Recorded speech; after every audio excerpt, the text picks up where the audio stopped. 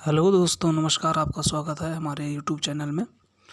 आज हम आपके लिए एक नया मॉक टेस्ट लेके आए हैं हिंदी का। तो आइए सॉल्व करते हैं।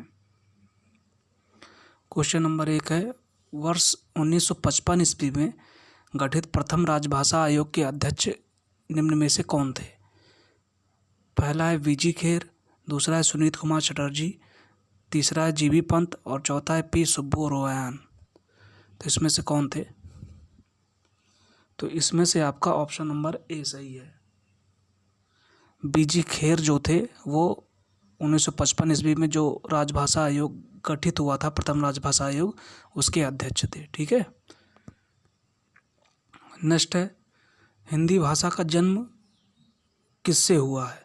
अपभ्रंश से, लौकिक संस्कृत से, पाली प्राकृत से या वैदिक संस्कृत से? तो जो हमारा हिंदी भाषा का जन्म हुआ है वो अपभ्रंश से हुआ है। अपभ्रंश का ही बिगड़ा रूप जो है वो हमारा हिंदी है। ठीक है, तो अपभ्रंश है। नेक्स्ट है, हिंदी के अलावा कौन सी भाषा देवनागरी लिपि में लिखी जाती है? मराठी, गुजराती, सिंधी या उड़िया? तो हिंदी के अलावा कौन सी भाषा देवनागरी लिपि में लिखी जाती है? तो इसका आंसर है ऑप्शन नंबर 1, मराठी। नेक्स्ट है, वर्तमान हिंदी का प्रचलित रूप क्या है?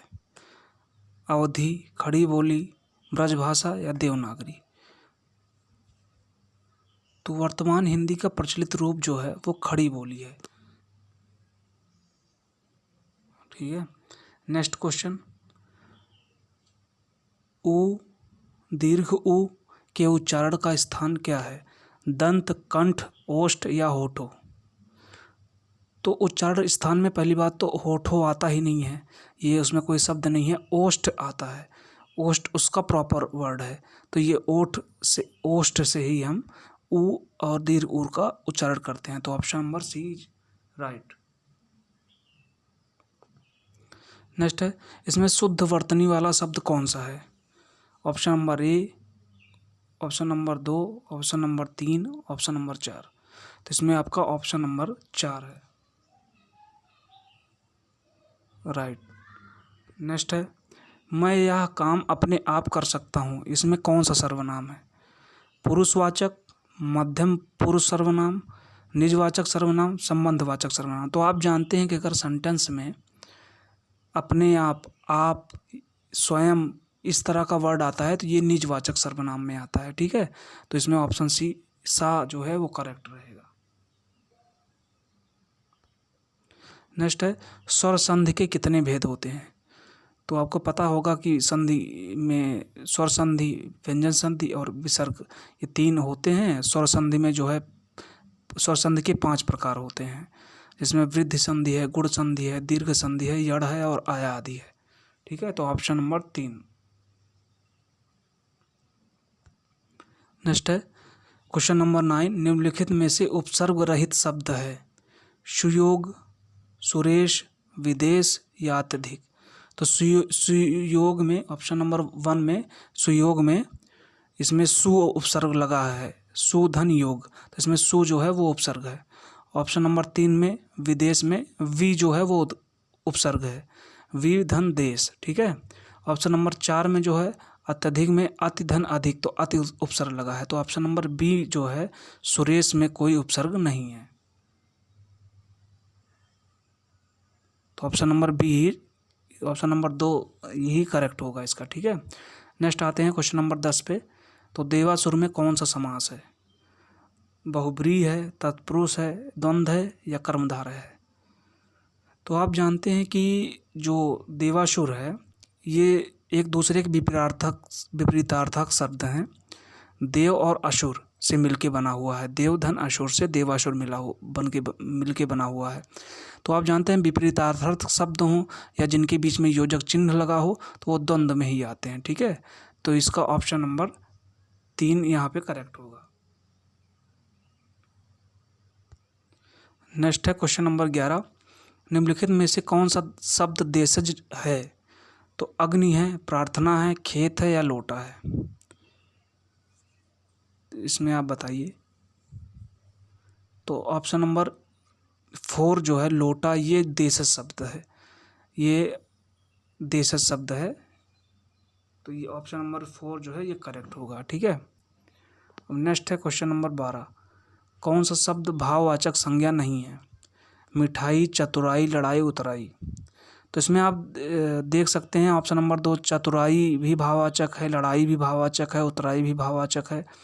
लेकिन मेनली आप जान लीजिए भाववाचक संज्ञाएं वो होती हैं जिनको हम देख नहीं सकते, सिर्फ उनको नाम दे दिया गया है, उनको केवल हम एक कल्पना कर सकते हैं, देख नहीं सकते। लेकिन मिठाई हम देख सकते हैं, तो मिठाई भाववाचक संज्ञा में नहीं आएगी।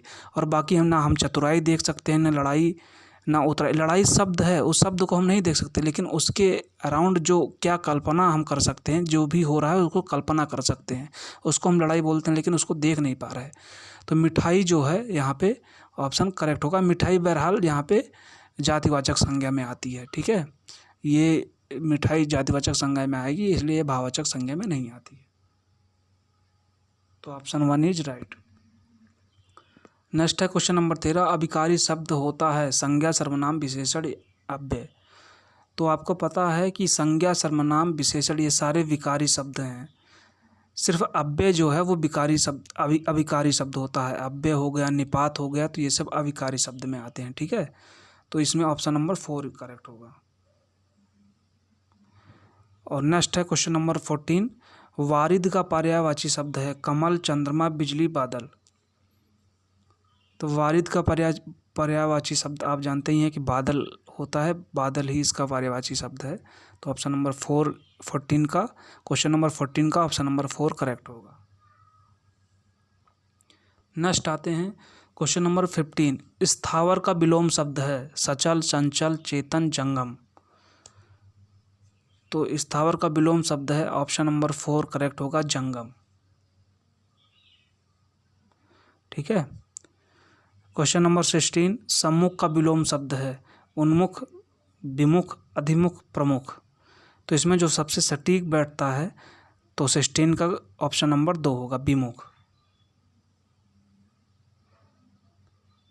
नेक्स्ट आते हैं क्वेश्चन नंबर 17, जो पहले कभी ना हुआ हो, पहले घटित ना हुआ हो, कभी कभी हुआ ना हो, तो इसमें कौन सा सही होगा? अद्भुत ऑप्शन नंबर 1, ऑप्शन नंबर 2 अभूतपूर्व, ऑप्शन नंबर 3 अपूर्व, या ऑप्शन नंबर 4 अनुपम। तो अभूतपूर्व ऑप्शन नंबर 2 ही इसमें सही होगा।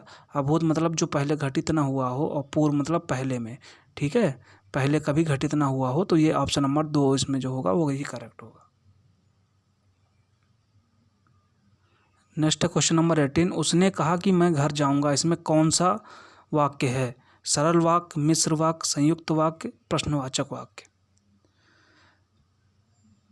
तो आपको मैं बता दूं कि इसमें इस सेंटेंस में आप देख रहे होंगे कि बीच में की लगा हुआ है। तो जहाँ पे की लगा रहे, जिस सेंटेंस में, जैसे वाक्य में की लगा रहे, जब तब लगा रहे, तथापि लगा रहे, ज्यों त्यों लगा रहे, ठीक है, तो इसलिए की लगा रहे, तो इस तरह का जो वर्ड लगा रहता है उस सेंटेंस में, तो ये मिश्र वाक्य में आते हैं। ठीक है, तो यहाँ पे ऑप्शन नंबर 2 जो है इसका करेक्ट हो जाएगा। नेक्स्ट है क्वेश्चन नंबर 19, अग्नि परीक्षा देना का अर्थ क्या है? कठोर तप करना, दृढ़ निश्चय करना, साहस पूर्वक सामना करना, कठिन परिस्थिति में पड़ना। तो इसका option number 4 is correct.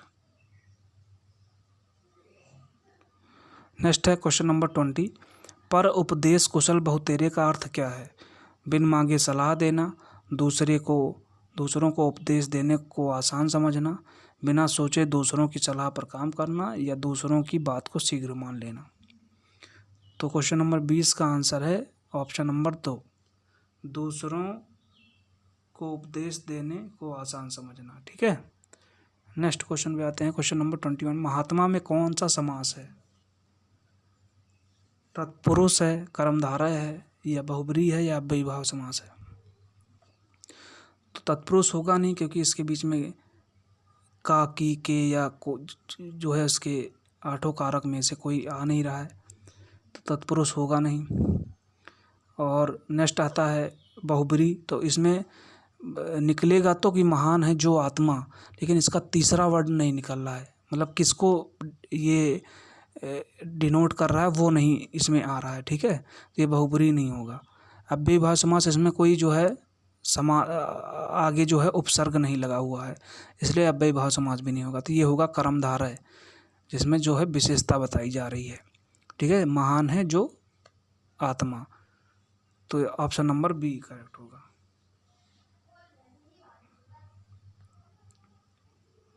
Next question है 22, समास जिसमें कोई पद प्रधान नहीं होता, बहुब्रीहि, द्विगु, द्वंद्व, कर्मधारय। तो आप जानते ही हैं कि इसमें बहुब्रीहि समास ऐसा होता है जिसके दोनों पद प्रधान नहीं होते, ना तो पूर्व पद प्रधान होता है, ना उत्तर पद प्रधान होता है, ठीक है।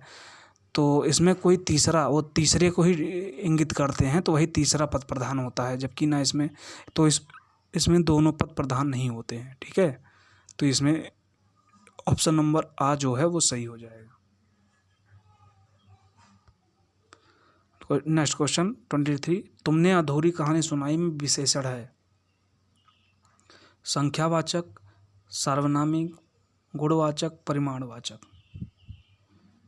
तो इसमें ऑप्शन नंबर द सही है, परिमाणवाचक। क्वेश्चन नंबर 24, सत्य बोलो परंतु कटु सत्य न बोलो है, मिश्र वाक्य, संयुक्त वाक्य, सरल वाक्य, उपवाक्य।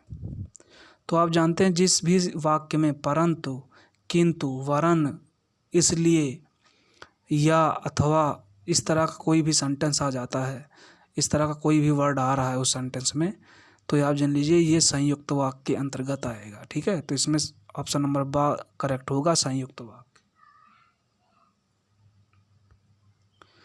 नेक्स्ट है क्वेश्चन नंबर 25, लास्ट क्वेश्चन है, मोहन ने सोहन को किताब दी में कौन सा कारक है, कर्ता कारक है, कर्म कारक है, संप्रदान है, या अधिकरण है।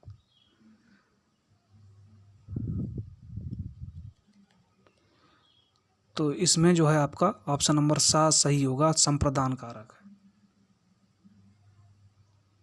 ठीक है। Thank you. वीडियो पसंद आया हो तो लाइक एंड सब्सक्राइब करें। Thank you.